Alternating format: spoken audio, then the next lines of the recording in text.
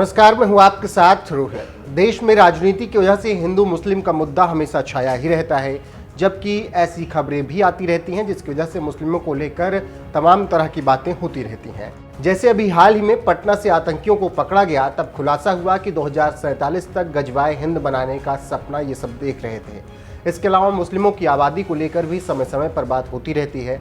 अब एक बार फिर से मुस्लिमों की बढ़ती आबादी को लेकर चर्चा हो रही है, जिसकी वजह से खुफिया एजेंसियों की भी टेंशन बढ़ चुकी है।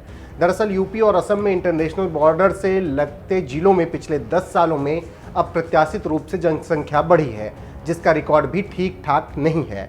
बॉर्डर के साथ लगते जिलों में मुस्लिम आबादी 2011 के मुकाबले 32% तक बढ़ गई है, जबकि पूरे देश में ये बदलाव 10 से 15% के बीच रहा है। अब इसी बढ़ी हुई जनसंख्या की वजह से सुरक्षा एजेंसियों और राज्यों की पुलिस ने राष्ट्रीय सुरक्षा के लिहाज से इसे बेहद संवेदनशील माना है। इसीलिए दोनों राज्यों ने सिफारिश की है कि बीएसएफ के अधिकार क्षेत्र का दायरा 50 किलोमीटर से बढ़ाकर 100 किलोमीटर किया जाए। अब इस बढ़ती जनसंख्या को भारत में घुसपैठ का नया तरीका माना जा रहा है। इसीलिए राष्ट्रीय सुरक्षा को ध्यान में रखते हुए पुख्ता तैयारी करते हुए बीएसएफ की जिम्मेदारियां बढ़ा दी गई हैं। बता दें कि यूपी के जिले जो नेपाल से सटे हैं, उनकी आबादी में बढ़ोतरी दर्ज की गई है।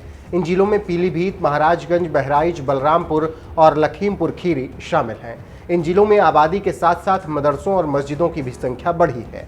वहीं असम के धुबरी, करीमगंज, काछर और दक्षिण सलमारा में मुस्लिमों की आबादी बढ़ी है, जिसकी वजह से सुरक्षा एजेंसियों ने हैरानी जताई है। फिलहाल केंद्रीय गृह मंत्रालय और राज्य सरकारें इसे लेकर सजग हैं और पुख्ता सबूत जुटाने में लगी हुई हैं। देखना होगा कि आगे क्या कुछ होता है और क्या परिणाम निकलकर सामने आते हैं।